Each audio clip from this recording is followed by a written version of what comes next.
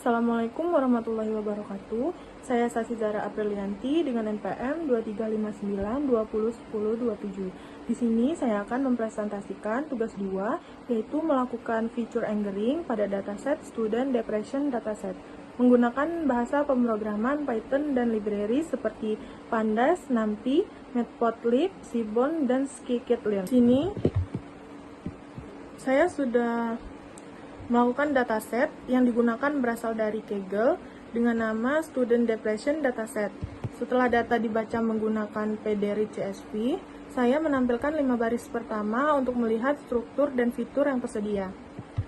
Dari hasil tampilan data, seperti beberapa kolom penting, yaitu ada jenis kelamin, usia, profesi, dan tekanan akademik.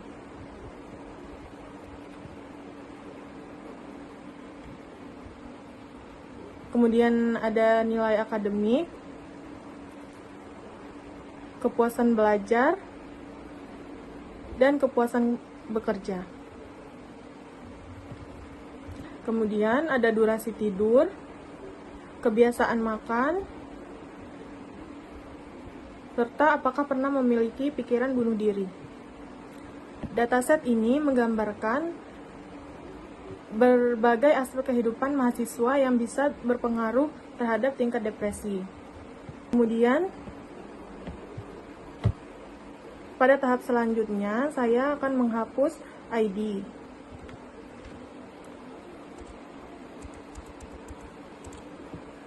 Karena kolom ini tidak memberikan informasi penting untuk analisis. Kemudian, saya melakukan transformasi data durasi tidur.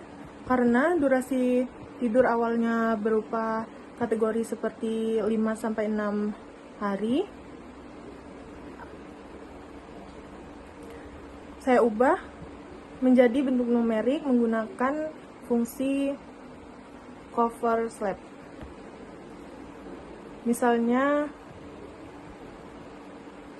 less than 5 horse, saya ubah menjadi 4,5, dan 5-6 horse saya ubah menjadi 5,5. Tujuannya itu agar data tersebut bisa dianalisis secara kuantitatif dan lebih mudah digunakan dalam model. Kemudian, setelah transformasi, saya menambahkan 2 kolom baru, yaitu pressure satisfaction ratio, yaitu perbandingan antara academic pressure dan study satisfaction. Kemudian ada data workload, yaitu hasil perkalian antara work pressure dan data work atau study hours. Kedua, fitur ini bertujuan untuk menggambarkan hubungan antara tekanan dan kepuasan belajar atau beban kerja mahasiswa yang bisa mengaruhi tingkat depresi. Kemudian, karena model machine learning tidak dapat membaca data terbentuk teks, saya melakukan encoding terhadap kolom kategorikal seperti jenis kelamin,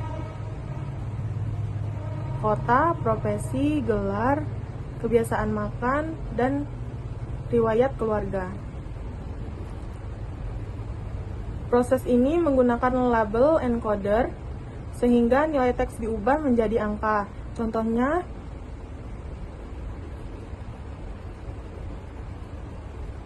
male bisa berubah menjadi 0 dan famale menjadi 1.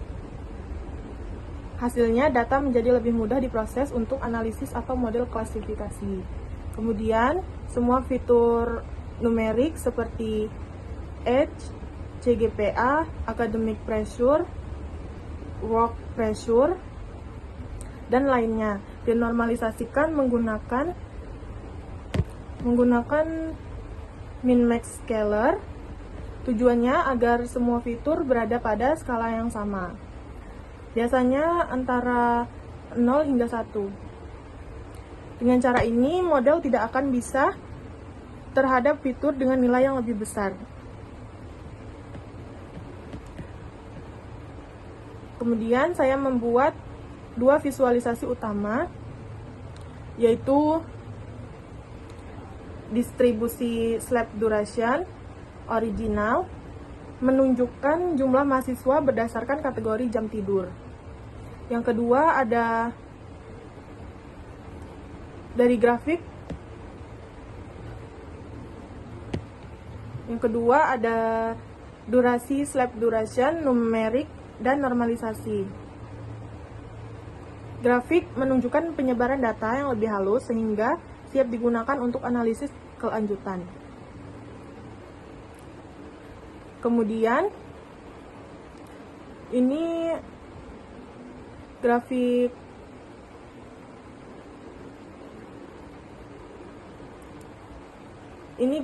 distribusi durasi tidur dalam bentuk kategori asli. Kategori paling banyak adalah less than 5 hours, menunjukkan banyak responden tidur kurang dari 5 jam. Diikuti oleh 7-8 hours dan 5-6 hours.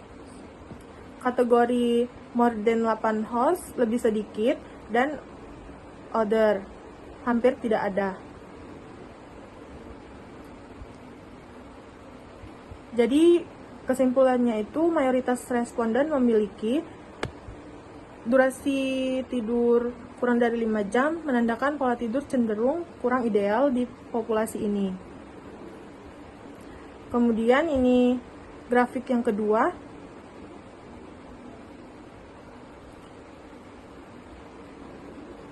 Grafik ini menunjukkan distribusi durasi tidur setelah dinormalisasikan. Sumbu X nilai numerik hasil normalisasi durasi tidur. Sumbu Y jumlah individu.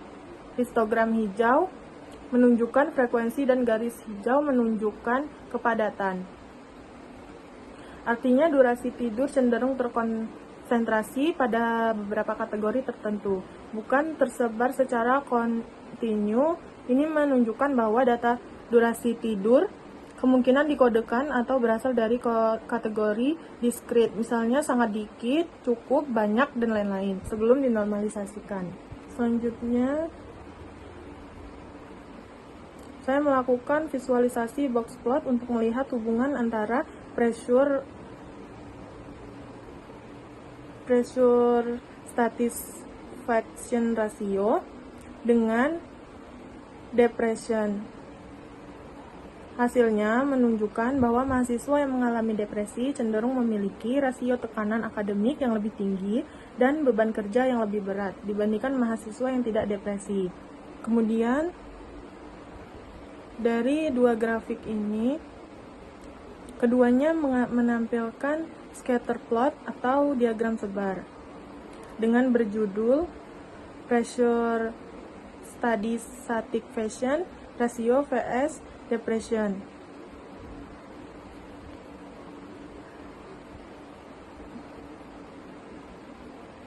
Sumbu Y, Pressure Satisfaction Ratio, rasio antara tekanan belajar dan kepuasan belajar. Nilai semakin tinggi berarti tekanan relatif tinggi dibanding kepuasan. Sumbu X tampaknya adalah tingkat depresi. Meskipun labelnya tidak terlihat jelas, kemungkinan kategori depresi seperti rendah, sedang, tinggi, atau skala numerik. Kemudian ada workload vs depression. Di sini hanya terdapat 3 titik data. Ketiganya memiliki rasio mendekati 1, artinya tekanan belajar jauh lebih besar dibanding kepuasan belajar. Nilai ini menunjukkan bahwa hampir semua responden mengalami tingkat tekanan yang tinggi atau kepuasan belajar yang rendah. Saya juga menampilkan analisis distribusi gender.